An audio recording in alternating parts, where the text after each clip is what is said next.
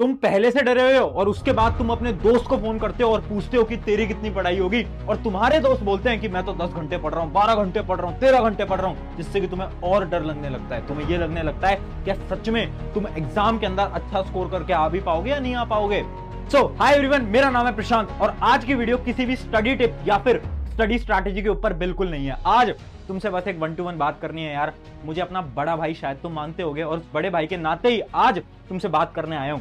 Exam पास आ गए हैं, 1 दिन 2 दिन 3 दिन 7 दिन 15 दिन के अंदर तुम्हारे एग्जाम स्टार्ट होने वाले हैं और अब तुम्हें डर लग रहा होगा। तुम्हें ऐसा लग रहा है ना कि क्या तुम सच में एग्जाम के अंदर अच्छे मार्क्स लेकर आ पाओगे। तुमने पढ़ा तो सब होगा बट दिमाग से चीजें निकल रही होंगी, है ना। लग रहा है ना कि एग्जाम है कल परसों में, क्या होगा, कैसे होगा, नंबर आएंगे नहीं आएंगे, पेरेंट्स क्या सोचेंगे, रिश्तेदार क्या सोचेंगे, बहुत सारी चीजें दिमाग में चल रही होंगी, राइट।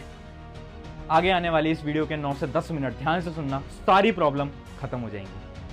इस चीज को समझाने के लिए एक लड़के की छोटी सी कहानी सुनाता हूं। एक लड़का था जो कि तुम्हारी तरह बहुत बड़े बड़े सपने देखता था और उसके बाद उसने एक सपना देखा बोर्ड के अंदर अच्छे मार्क्स लाने का। उसने एक प्लान भी बनाया, आखिरी के 1 महीने के लिए पढ़ने के लिए बहुत अच्छा प्लान बनाया। 1-2 दिन पढ़ा बट उसके बाद कुछ मेडिकल इश्यूज की वजह से वो नहीं पढ़ पाता। उसके बाद क्या होता है, एग्जाम में केवल बचे थे 5 से 7 दिन।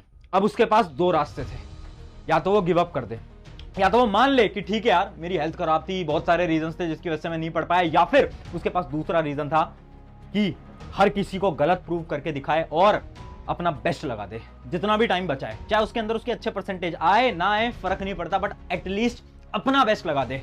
उस लड़के ने क्या करा, उस लड़के ने दूसरा रास्ता चूज करा। उसने गिव अप नहीं करा, उसने अपना बेस्ट लगाया अगले आने वाले 5 से 7 दिन के अंदर और बोर्ड एग्जाम के अंदर अच्छी परसेंटेज भी वो लड़का लेकर आया।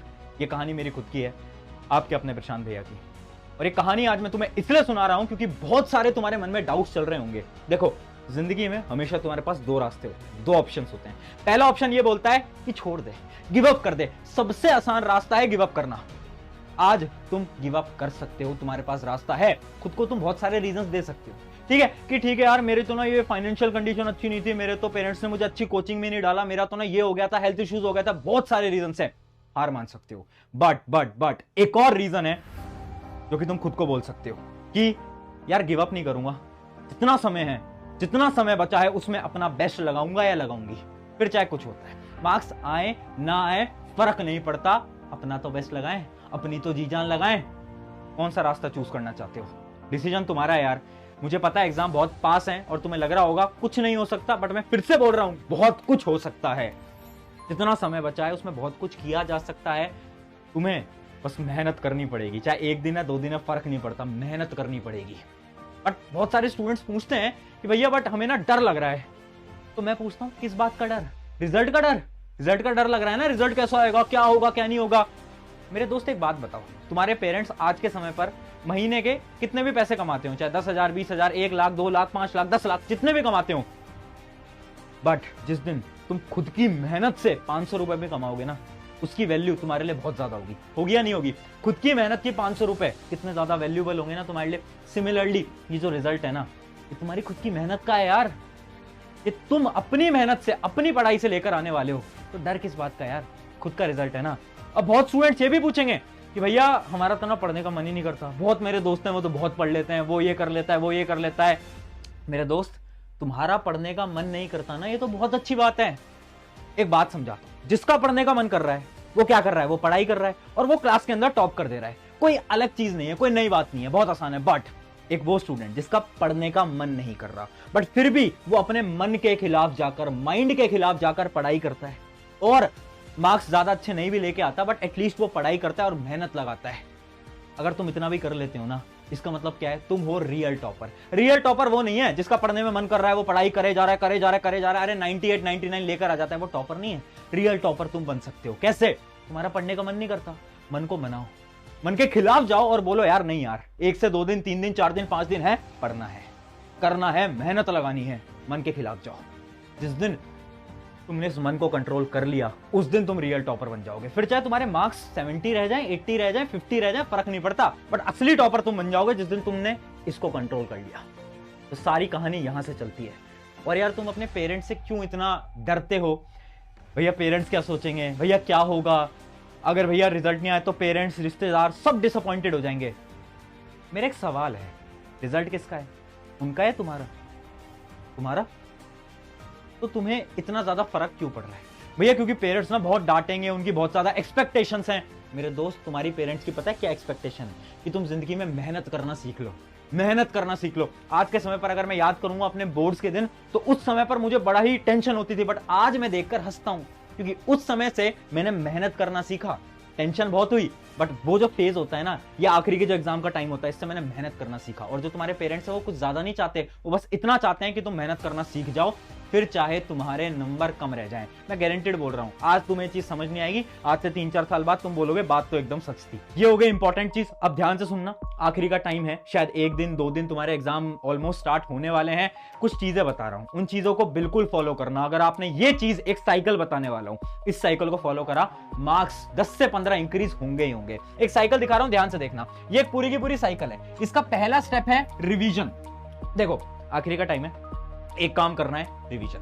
नया टॉपिक मत उठाओ। तुम क्या कर रहे हो? भैया मैं ना एक नया टॉपिक भी पढ़ लेता हूं, ये भी कर लेता हूं, वो भी कर लेता हूं, ये भी कर। अरे भाई क्या, रिवाइज करो ना। इस दिमाग की ना कैपेसिटी होती है याद करने की। अगर तुम सोच रहे हो एग्जाम से एक रात पहले सब कुछ पढ़ लोगे, नहीं हो पाएगा। कुछ नहीं लिख पाओगे एग्जाम के अंदर। जितना पढ़ा है उसको रिवाइज करो। अगर तुमने एग्जाम का आधा भी पढ़ा है ना, तो भी उसको बार बार रिवाइज करो। रिवीजन से क्या होगा? दिमाग के अंदर जाएगा और एग्जाम के अंदर तुम अच्छी तरीके से लिखकर आ पाओगे। अगला पॉइंट क्या है? अगला है नो सैंपल पेपर। देखो एग्जाम से 1 दिन पहले, क्या बोल रहा हूं, एग्जाम से 1 दिन पहले मॉक टेस्ट या फिर सैंपल पेपर मत लगाना। पता है क्यों? क्योंकि होता क्या है, इमेजिन करो तुमने एक सैंपल पेपर लगाया और वो थोड़ा टफ सैंपल पेपर था। अब होगा क्या कि तुम्हारा जो कॉन्फिडेंस है वो एकदम डाउन आ जाएगा। और देखो कोई भी एग्जाम है ना, वो एग्जाम होते हैं कॉन्फिडेंस के लिए। अगर एक स्टूडेंट बिना कॉन्फिडेंस के एग्जाम देने जाएगा, उसके 5-10 नंबर कम आएंगे। और अगर एक स्टूडेंट जो कि कम पढ़ के जा रहा है बट कॉन्फिडेंस के साथ एग्जाम में जाएगा, उसके 5 से 10 नंबर इंक्रीज होंगे ही होंगे। ये बहुत बड़ी सच्चाई है। तो करना क्या है? सैंपल पेपर आखिरी के 1 दिन में मत लगाओ। क्या होगा? सैंपल पेपर टफ आया, कॉन्फिडेंस गिरा, एग्जाम खराब। सिंपल सी चीज है। अगला पॉइंट, दोस्त से बिल्कुल बात नहीं करनी। मेरे दोस्त एग्जाम से 1 दिन पहले दोस्त फोन मिलाएंगे, पूछेंगे कितना हो गया तेरा, क्या हुआ, क्या चल रहा है यार, क्या कर रही है, क्या कर रहा है। मत उठाओ फोन। क्या बोल रहा हूं मैं? मत उठाओ फोन। भैया दोस्ती का क्या होगा? एग्जाम के बाद बनाएंगे दोस्ती, अभी नहीं। मत उठाना फोन, क्योंकि वो बोलेंगे यार मैंने तो ये चैप्टर भी करा है, ये क्वेश्चन भी करा है, और उससे भी तुम्हारा कॉन्फिडेंस डाउन हो जाएगा।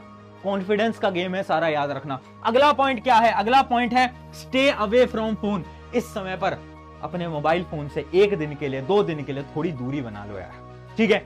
अब स्टूडेंट्स क्या करते हैं? रिफ्रेश होने के लिए इंस्टा रील चलाते हैं। क्या कर रहे हो यार? उससे तुम्हारा दिमाग और कंज्यूम हो रहा है। वो जो इंस्टा यूट्यूब शॉर्ट्स पे तुम गाने सुनते रहते हो ना, एग्जाम के अंदर भी वही गाने बजने वाले हैं, ठीक है? तो इसलिए फोन से थोड़ा दूर हो जाओ। अगला स्टेप क्या है? अगला स्टेप है हमारा recall all in morning. Morning के अंदर सब कुछ हमें रिकॉल करना है। देखो ध्यान से सुनो, जो आपका एग्जाम से 1 दिन पहले का टाइम होता है ना, जब एग्जाम की जो सुबह होती है बेसिकली, उस सुबह में आपको सारी चीजें रिकॉल करनी होती है। मैं बोल रहा हूं फास्ट रिवीजन जिसको हम बोलते हैं। 1 से 2 घंटे के अंदर पूरे के पूरे सब्जेक्ट को आपको फटाफट रिवाइज करना होता है। ये बहुत इंपॉर्टेंट टेक्निक है। एग्जाम से की जो सुबह होती है ना, अगर आपने कर लिया, एग्जाम बहुत अच्छा जाएगा। एक बार ट्राई करके देखना। और लास्ट हमारा पॉइंट है गुड स्लीप। सबसे बड़ी गलती जो स्टूडेंट्स करते हैं, एग्जाम है ठीक है 2 घंटे सोएंगे, 3 घंटे सोएंगे, ये जो लोग तुम्हें बता रहे हैं बात मत मानना, बिल्कुल मत मानना। पता है क्यों? ब्रेन थोड़ा अगर तुम स्टडी करोगे, तुम समझोगे कि जो आपकी मेमोरी है ना, वो स्लीप से बनती है। अगर तुम सोओगे नहीं, मेमोरी बनेगी नहीं। मेमोरी नहीं बनेगी, एग्जाम के अंदर क्या लिख के आओगे? 7 से 8 घंटे एग्जाम से पहले सोना ही सोना है। ये पूरी की पूरी साइकिल है। अगर इस साइकिल के बाद भी तुम्हारे एग्जाम अच्छे नहीं जाते, एक लाइन बता रहा हूं। लाइन क्या है? मूवी देखिए, मूवी के अंदर अगर किसी मूवी की एंडिंग जो होती है, अगर वो सैड एंडिंग होती है, अगर हीरो मूवी के अंदर मर जाता है, तो क्या होता है? मूवी का पार्ट 2 आने वाला होता है। समझ पा रहे हो? तो अगर तुम्हारे भी मार्क्स कम आते हैं, इसका ये मतलब नहीं है पिक्चर तुम्हारी खत्म हो गई। याद रखना, अगर मार्क्स कम आए तो पिक्चर अभी बाकी है मेरे दोस्त। अगला एग्जाम होगा शायद कहीं और, तुम ये जो मूवी जो तुम्हारी अधूरी रह गई है, इस मूवी को पूरा करने वाले हो। इस बात को याद रखना।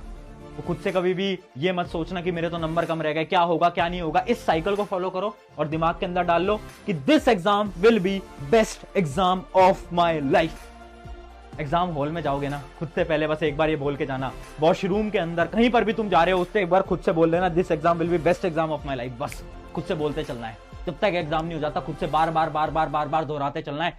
ट्रस्ट मी, तुम्हारा सच में एग्जाम बहुत अच्छा जाएगा। और यही कमेंट आपको आज की वीडियो में डालना है, this exam will be best exam of my life. अभी के अभी इस कमेंट को कर देना।